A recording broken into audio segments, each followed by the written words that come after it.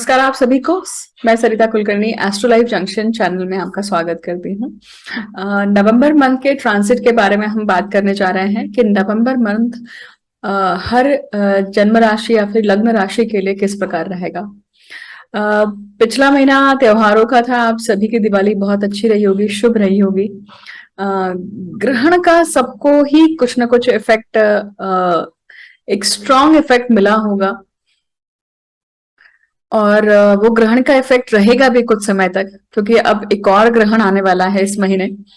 तो उस उन दोनों ही ग्रहों का हमारे ऊपर एक मानसिक तौर पर, और अगर मानसिक तौर पर नहीं है तो फिर शारीरिक तौर पर भी असर रहेगा ही रहेगा।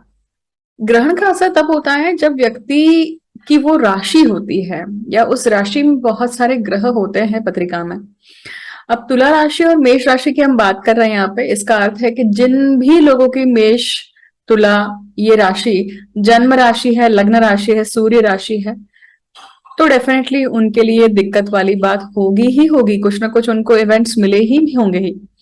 प्लस अगर आप देखेंगे कि जिनकी मंगल की दशा, शुक्र की दशा, राहु की दशा, केतु की दशा, चंद्र सूर्य की दशा, अंतर्दशा प्रत्यंतर दशा, इन सब की बात कर रही हूं मैं। खास करके इन दोनों राशियों के स्वामी जो हैं मंगल और शुक्र और राहु केतु, इनकी दशाओं का अगर आपका ये चल रहा है, समय चल रहा है, तो भी आपको इसका बहुत इफेक्ट मिलेगा। तीसरी लेवल होती है कि जब आप इनके नक्षत्रों की बात करते हैं, मतलब अगर हम मंगल और शुक्र के नक्षत्रों की बात करें तो मंगल के नक्षत्र मतलब मृगशीरा, चित्रा और धनिष्ठा। उसी प्रकार से शुक्र के नक्षत्रों की अगर बात करें तो भरणी, पूर्व फाल्गुनी और पूर्व आषाढ़ा। तो इन 6 नक्षत्रों में भी अगर आपके ग्रह हैं या आपके जो आत्मकारक, अमात्य कारक, दर कारक, तो ये भी ग्रह अगर आपके इन नक्षत्रों में हैं तो भी आपके लिए काफी इम्पैक्टफुल रहा होगा और चल रहा होगा एक्चुअली, क्योंकि आने वाले ग्रहण का भी ये जो टाइम पीरियड है इसका भी इस तरह से इम्पैक्ट रहेगा ही रहेगा। अब बात करते हैं कि नवंबर मंथ, नवंबर महीना जो है उसमें ग्रह गोचर क्या है। सबसे पहले वो जान लेते हैं कि देखिए, शनि, गुरु, राहु, केतु ये जो ग्रह हैं ये जनरली बहुत टाइम लेते हैं किसी भी ग्रह को मतलब किसी भी राशि में प्रवेश करने के लिए, क्योंकि गुरु जो है वो लगभग 13 महीने लेते हैं, शनि जो है वो लगभग 2.5 साल चलते हैं, उसमें वक्री भी होते हैं हर साल, और राहु केतु 18 महीने लेते हैं। देखिए बाकी सभी ग्रह जो है वो 1 महीना, 1.5 महीना, इससे ज्यादा का समय नहीं लेते हैं। इसलिए वो जो छोटे ग्रह होते हैं या जिनकी मोशन स्पीड कम होती है, उनकी इम्पैक्ट जो है ना वो हमें रेगुलर लाइफ में ज्यादा मिलते हैं।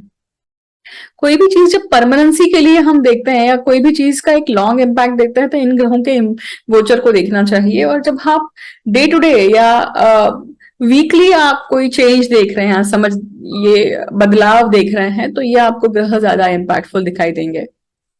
अब बशर्ते हैं कि वो सभी ग्रह आपके पत्रिका में कहाँ बैठे हुए हैं और क्या कर रहे हैं या किस भाव के स्वामी हैं। अब अब हम बात करेंगे कि नवंबर में जो ग्रह गोचर है तो कौन कौन राशि परिवर्तन कर रहा है। देखिए, तो सबसे पहले जो राशि परिवर्तन कर रहे हैं वो है शुक्र। शुक्र अभी फिलहाल कहाँ चल रहे हैं? तुला राशि में चल रहे हैं, स्वराशि के चल रहे हैं। साथ ही में आप देख रहे हैं कि अभी सूर्य भी चल रहे हैं, मतलब सूर्य का भी राशि परिवर्तन होगा। सूर्य तुला में नीच के होते हैं, परंतु उनका नीचत्व कम हुआ है क्योंकि उस राशि का ही स्वामी वहां पे बैठा हुआ है, इसलिए। तो ये कब तक राशि परिवर्तन करने वाले हैं शुक्र? 11 नवंबर को। 11 नवंबर तक ये तुला राशि में है। 11 नवंबर के बाद ये वृश्चिक राशि का फल आपको देंगे। अब इसके बाद नंबर आता है बुध और मंगल का। बुध आप देखेंगे कि अभी फिलहाल चल रहे हैं वृश्चिक राशि में, और बुध आप देखेंगे कि बुध जो है अभी फिलहाल चल रहे हैं तुला राशि में। तुला राशि में काफी भीड़ जमा है अभी फिलहाल, और तुला राशि में बुध निकलकर कब जाएंगे स्कॉर्पियो में? वो है 13 नवंबर को। बुध के बाद में आता है मंगल मंगल जो है ये अभी फिलहाल चल रहे हैं मेष राशि में, अपनी स्वराशि में चल रहे हैं। अब देखिए मंगल जो है, मंगल अभी फिलहाल वक्र स्थिति में है और मिथुन राशि में थे, राइट, मिथुन राशि में चल रहे थे। अब वो मिथुन राशि में वक्र स्थिति से निकलकर पीछे मुड़ रहे हैं और वो वृषभ राशि में आ रहे हैं। तो वृषभ राशि में कब आ रहे हैं? वो आ रहे हैं 13 नवंबर को। आप देखेंगे कि मंगल की जो स्थिति है ना, वो अगले मई तक लगभग यही ऑसिलेशन होने वाला है। वृषभ से मिथुन, मिथुन से वृषभ, ये एक कड़ी चलने वाली है। ये बहुत इम्पैक्टफुल है कुछ कुछ लग्नों के लिए, क्योंकि जो लोग खास करके अपनी ऊर्जाओं को केंद्रित नहीं कर पाते हैं, तो ये ऊर्जा उनको काफी कुछ अच्छा हेल्प करेगी अपने फोकस को मेंटेन करने के लिए। खास करके कर्क लग्न की बात कर रही हूं मैं, क्योंकि आप देखेंगे कि कर्क लग्न हो या फिर आप देखेंगे कि जिनके भी तीसरे भाव को ये मंगल देख रहे हैं, उनके लिए भी तो यहाँ पे आपका पराक्रम बढ़ रहा है और पराक्रम आपका निश्चित हो रहा है, एग्जीक्यूशन में आ रहा है, इसलिए इसलिए भी आपको इम्पैक्टफुल है।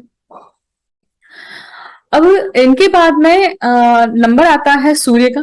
सूर्य जो है अभी फिलहाल चल रहे हैं तुला राशि में, जहां पे वो नीचत्व को प्राप्त हो चुके हैं। नीचत्व को प्राप्त होने के कारण कहीं ना कहीं आप सभी की तबीयत में कुछ ना कुछ दिक्कत आई होगी, आपकी इम्यूनिटी में कुछ ना कुछ दिक्कत आई होगी, रिलेशनशिप में कुछ ना कुछ प्रॉब्लम आए होंगे। सूर्य जब नीच के होते हैं तो वो आईना दिखा देते हैं। सूर्य जब नीच के होते हैं तो वो जो भी रिलेशनशिप में जो लूप होल्स है ना, वो ओपन कर देते हैं। मतलब कोई आप अपनी रिलेशनशिप में अगर आपको रिलेशनशिप फेक कर रहे हैं, या फिर आपका जो तरीका है या कंडक्ट है आपका जो, या बिहेवियर है, वो आपने एक रोल प्ले जैसा रखा हुआ है, तो ये वो समय है कि आपका भांडा फूटेगा। ये शब्द शायद गलत होगा, माफ करेगा उसके लिए, परंतु मेरे कहने का अर्थ यह है कि रियलिटी चेक होगा यहाँ पर।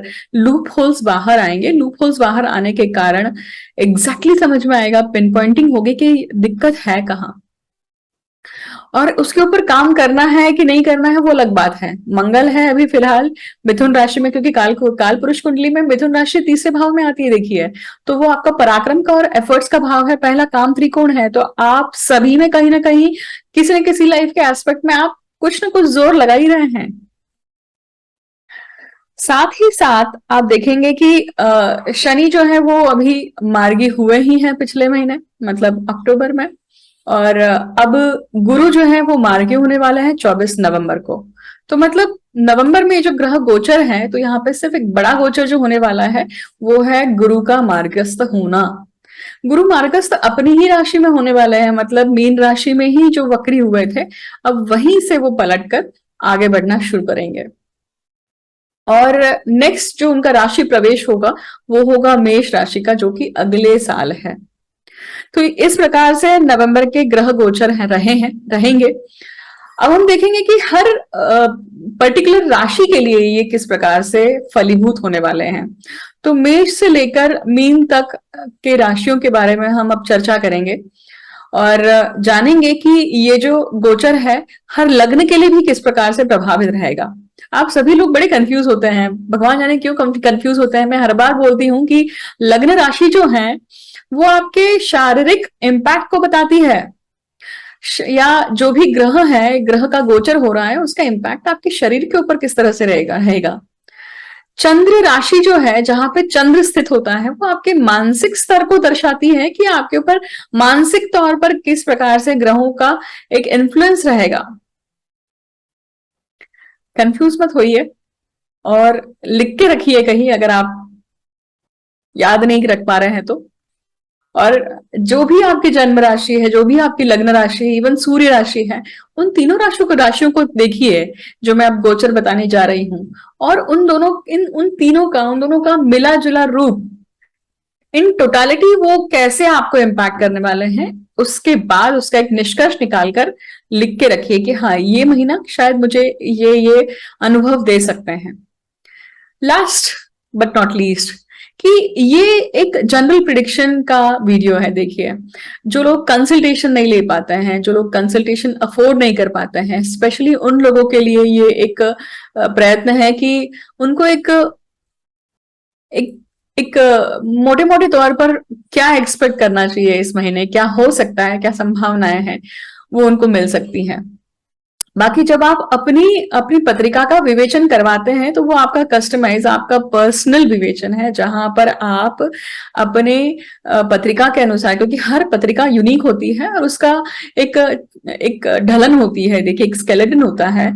आपकी पत्रिका में कौन से, आपकी अभी ग्रह दशा क्या चल रही है, आपका अष्टक पर क्या कहता है, या आपके ग्रह गोचर आपके जन्मस्थ गोचर पे किस प्रकार से परिणाम करते हैं या कनेक्शन बनाते हैं, ये एक वैयक्तिक बात है। देखिए, एक वैयक्तिक बात है। मतलब तो ये वैयक्तिक रूप से जब आप देखते हैं, विवेचन करवाते हैं, तो ज्यादा इम्पैक्टफुल, ज्यादा एक्यूरेट रिजल्ट मिलते हैं। हालांकि आप सभी ने मुझे बहुत प्रोत्साहन दिया है, क्योंकि आपको प्रिडिक्शंस काफी फलीभूत होते हुए दिखे हैं। तो मैं वापस से अनुरोध करूंगी कि नवंबर महीने में भी जो आपको अनुभव आते हैं, तो वीडियो के कमेंट सेक्शन में आके जरूर साझा कीजिएगा। और हम बढ़ते हैं आगे। मकर लग्न की बात करते हैं। मकर राशि या मकर राशि में अगर आपका सूर्य स्थित है तो ये वीडियो आपके लिए है। देखिए, समझे इस बात को कि लग्न राशि, जन्म राशि और सूर्य राशि जो है वो माइंड, बॉडी एंड सोल को दर्शाती है। और ग्रह जो है वो इम्पैक्ट मानसिक स्तर पे करते हैं और उसका इम्पैक्ट आपके बाकी दोनों एस्पेक्ट पे होता है। इसलिए शास्त्र में चंद्र राशि से गोचर को ज्यादा महत्ता दी गई है। बट अगर आप तीनों राशियों के अनुसार देखते हैं तो तीनों राशियों को देखने के बाद में इन टोटलिटी आपको एक बहुत अच्छा आइडिया लगता है कि what will be that month for me. और नवंबर के ट्रांजिट्स मुझे किस प्रकार से इम्पैक्ट कर सकते हैं, what could be the possibilities. So let's check it out and see कि चार्ट क्या कहता है नवंबर का। अब बात करते हैं कुंभ लग्न के जातकों के लिए। कुंभ लग्न के जातकों के लिए मतलब जो जिनकी जन्म राशि, जिनकी लग्न राशि या फिर जिनकी सूर्य राशि कुंभ है, उनके लिए ये वीडियो है। ये तीनों ही जो राशियां होती हैं, ये माइंड, बॉडी एंड सोल को दर्शाती है। शास्त्रों में चंद्र राशि को ज्यादा बल दिया गया है, क्योंकि चंद्र मानसिक स्तर को दर्शाता है, चंद्र मनसो जातका। इसका अर्थ है कि कोई भी ग्रह जो है वो मेंटली आपके ऊपर इम्पैक्ट ज्यादा करता है, राइट। एंड मेंटली इम्पैक्ट करने के कारण होता क्या है कि उसका इम्पैक्ट आपके बॉडी एंड सोल पे होता है, इसलिए उसे इम्पोर्टेंस ज्यादा दिया गया है। देखते हैं कि नवंबर के जो ट्रांजिट है, नवंबर महीना आपके लिए क्या क्या लेकर आता है, क्या पॉसिबिलिटीज है। Let's understand that. Let's go to chart now. अंतिम राशि के बारे में बात कर रहे हैं, मीन राशि की। और मीन राशि के जातक, अगर अगर आपकी जो जन्म राशि या फिर सूर्य राशि या फिर लग्न राशि मीन है, तो ये वीडियो आपके लिए है। ये तीनों ही राशियां बड़ी इंपॉर्टेंट है। और जब अंत तक मीन राशि के लिए बात आती है तो बहुत बार ऐसा सुनने में आता है, पढ़ने में आता है कि इस राशि को बड़ा कम समय मिलता है प्रिडिक्शन के लिए, क्योंकि अल्टीमेटली शायद बोलते बोलते व्यक्ति थक जाता है। But I would really try to do the justice to you and give the prediction here. Possibilities, actually मैं प्रिडिक्शन से ज्यादा ये कहूंगी कि पॉसिबिलिटीज क्या है नवंबर मंथ के लिए जानते हैं, है ना। आगे बढ़ते हैं और समझते हैं कि नवंबर मंथ क्या क्या पॉसिबिलिटीज लेके आ रहा है आपके लिए। Let's see. लग्नेश का वक्री होना और लग्न भाव में ही होना, लग्न भाव में होना बहुत अच्छी बात है, परंतु वक्री है, इसका अर्थ है कि आपको अपने ऊपर काम करना है और आपके करियर के ऊपर, करियर की स्ट्रेटेजीज के ऊपर काम करना है। कुटुंब भाव का स्वामी और भाग्य भाव का स्वामी मंगल वक्री होके सुख में बैठा हुआ है। तो भाग्य का साथ या धन तब मिलेगा जब आप सुख को अटेंड करते हैं, मतलब आप अपने चतुर्थ भाव को एड्रेस करते हैं। तो आपका घर हो सकता है, आपके घर की हैप्पीनेस हो सकती है, आपकी माताजी अगर कुछ आपसे कोई बात कह रही हैं, बहुत समय से आपसे चाहती है कि आप किसी चीज पे काम करें, उनकी कोई इच्छा है जो अधूरी है, जब तक आप वो उन सब चीजों को पूरा नहीं करते हैं, you are not going to get your dhan and your bhagya. So ये दोनों चीजों का डायरेक्ट रिलेशन आपके चतुर्थ भाव से बन रहा है। And right now you can see that Mars is going to get oscillate between the Vrishab Rashi and the Gemini sign. So कहीं ना कहीं अभी ये वक्रस्थ स्थिति का मंगल जो है ये धीरे धीरे पीछे आने वाला है, वृषभ में आने वाला है। वो टाइम है जब आपके एफर्ट्स बढ़ेंगे, परंतु एफर्ट्स सही दिशा में डालिएगा। चतुर्थेश और सप्तमेश की बात करते हैं। चतुर्थ भाव का स्वामी और सप्तम भाव का स्वामी बुध है, जो कि अभी अष्टम भाव में है। बहुत सारे मीन लग्न के जो जातक हैं वो अभी काफी कुछ हद तक बड़े ड्रेन्ड आउट होंगे, बहुत सारे हो सकते हैं कि शायद डिप्रेशन में होंगे, या बहुत सारे हो सकता है कि चिंता में फंसे हुए हैं, अपने इमोशनल ट्रैप्स में फंसे हुए हैं, because your 8th house is like heavily loaded. इसके विपरीत ये भी हो सकता है कि 8th हाउस मतलब जो आपका साधना का स्थान है, तो मेन लग्न के जो जातक जो साधक हैं उनके लिए साधना अभी बहुत ज्यादा एटमोस्ट इंपॉर्टेंट पार्ट होगी, परंतु उसमें कॉन्सेंट्रेट करना आपके लिए डिफिकल्ट जा रहा होगा, क्योंकि वहां पे सूर्य, नीच का सूर्य, कहीं ना कहीं आपका कंसंट्रेशन भंग हो रहा है, आपकी ईगो हर्ट हो रही है, कहीं ना कहीं पितृदोष बना हुआ है। लक्ष्मी नारायण योग है, समृद्धि का योग है, पर समृद्धि नहीं आ रही है। ये सारी चीजें, ये सारा दिमाग में ये सारे विचार चल रहे हैं। कौन सी इन्वेस्टमेंट करूं, कहाँ जाऊं, कौन सी नौकरी चेंज करूं, माँ का सुनूं या पति का सुनूं या पिता का सुनूं, बहुत सारी चीजें चल रही हैं। बच्चों की तरफ ध्यान दूं कि बच्चे बहुत सारा टाइम ले लेते हैं, सारी एनर्जी वहां पे चली जाती है। मैं एग्जैक्टली करूं क्या? There is a chaos actually, because there are lots of planets in 8th house. निज दोष भी है यहाँ पर, क्योंकि 8वां भाव जैसे पैतृक संपत्ति का है, निज दोषों का भी है। निज दोष कौन से हैं? निज दोष मतलब आपके खुद के ऐसी कोई हैबिट्स हैं, आपके खुद के ऐसे कुछ विचार हैं, सेल्फ इन्फ्लिक्टिंग हैबिट्स हैं, जिसके कारण आपका नुकसान हो रहा है। You are not getting the results. Pending karma पूरा करना है। Right now you are suppose to handle your kids, you are suppose to give time to them, और अगर वो चीज छोड़ के आप अपने करियर पे ध्यान देंगे तो मन तो नहीं लगेगा। पंचम भाव में कर्क राशि है, जिसका स्वामी चंद्र है। चंद्र मनसो जातका, चंद्र अमावस्या और पूर्णिमा के समान काम करते हैं। इसका अर्थ ही है कि कभी किड्स जो हैं, बच्चे जो हैं आपके, कभी आपको बच्चों का करना बहुत अच्छा लगता है तो कभी आपको बच्चों का करना नहीं अच्छा लगता है। That's a fact. It could be a hard fact but a fact, but that's the truth. जबकि मीन लग्न के जो जातक होते हैं वो फैमिली में बहुत रमते हैं, उनका उनका जो सर्कल होता है वो काफी क्लोजनेट होता है, क्योंकि मीन जो राशि है वो समुद्र को दर्शाती है, और समुद्र की जो थांग है, डेप्थ है, वो कोई भी नहीं नाप सकता कि कितनी डेप्थ है। It's very hard. सूर्य आपके षष्ठ भाव का स्वामी है, जो कि अभी नीच है, मतलब पेंडिंग कर्मा नीच होकर पड़ा हुआ है अष्टम भाव में, विपरीत राजयोग भी बना रहा है। देखिए, पैसा मिल रहा है, करियर अच्छा चल रहा है, प्रमोशन हो रहा है, सब चीजें हैं, but are you happy from inside? That's a very important question. क्या आपकी रिलेशनशिप अच्छी चल रही है, या that relationship really need space? That relationship really need to get address those things which you have been ignoring since long time. I am talking about these factors in India and outside the India who are watching this video. बुध आपका चतुर्थेश होने के साथ साथ लगने सप्तमेश भी है, तो there is a strain, or there is a pending karma between your mother and your spouse, which you have to build a bridge and complete it. आपके स्पाउस के लाइफ में बहुत कुछ हलचल चलने के कारण आपकी लाइफ में हलचल चल रही है, ये भी हो सकता है। जिनके जीवन में, जिनके घर में पैतृक संपत्ति को लेकर, प्रॉपर्टीज को लेकर कोई डिस्प्यूट है, लीगल इश्यूज है, उसके वजह से घर का माहौल खराब है। पिता के साथ में अभी नहीं बन रही है, या पिता के साथ में कुछ ना कुछ दिक्कतें चल रही हैं, but you are seeking peacefulness from that side which you are not getting it right now, and due to that कहीं ना कहीं भाग्य, क्योंकि भाग्येश है ना मंगल। मैं दशम भाव की बात कर चुकी हूँ ऑलरेडी, यहाँ पे अब मैं बात करूंगी व्यय भाव की और लाभ भाव की। व्यय भाव का स्वामी लाभ भाव में है, इसका अर्थ है कि व्यय खुद लाभ में चलकर आया है, खर्चा करो तभी लाभ होगा, क्या ऐसा अर्थ निकाले? नहीं। देखिए, लाभ भाव का स्वामी लाभ भाव में है। लाभ आपके, अभी ये एक सिचुएशन है जहां पे आप अकेले नहीं हैं, आपके स्पाउस एंड फैमिली के लोग भी आपके साथ में हैं। So there is, your energy is going there, your energy is getting drained over there. आपका पैसा भी वहां पे खर्च हो रहा है, but try to understand why they have come to you.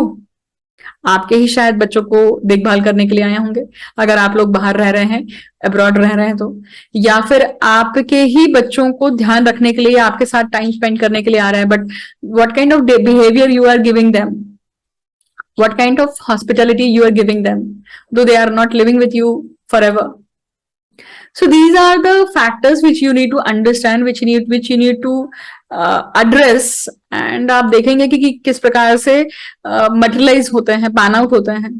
देखिए, ये एक जेनरिक स्टडी की हम बात कर रहे थे। This is something which is on very general level, but your chart is unique, आपके हॉरोस्कोप जो है वो यूनिक है, बट आपके पत्रिका में ग्रहमान स्थिति कैसी है, आपकी दशा अंतरदशा कैसी चल रही है, उसके अनुसार आपको फल मिलेगा, राइट? आप चाहें तो you can always contact me for the reading, because of this 8th house placement, क्योंकि अभी जो ग्रहण होकर गया है उसने काफी केओस आपके लाइफ में निर्माण किया होगा। पिछले 5-6 दिन से आप काफी जूझ रहे होंगे। If you really need to talk about those matter, to understand how what kind of energy is there in your chart which is oscillating, and आपका mind भी oscillate हो रहा है उसके कारण, to understand that point of view you can definitely contact me for the consultation. I'll get, and feel free to contact me there. And plus that, thank you for listening me patiently, and I'll be contacting, मैं जल्द ही आपसे बात करूंगी नए video के साथ में। Thank you so much.